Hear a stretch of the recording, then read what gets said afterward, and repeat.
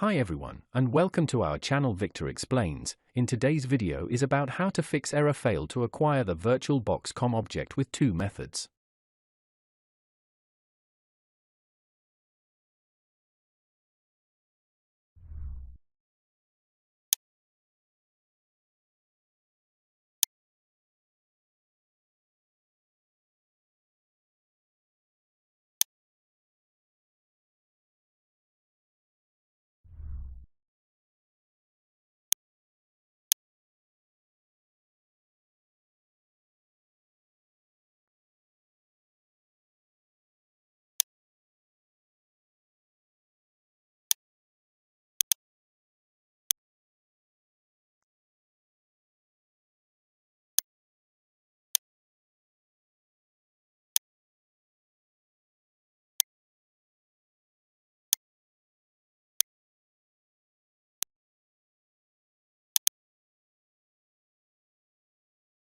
If you found this video helpful, please like and subscribe to our channel, leave comment and share it with others so they can benefit too.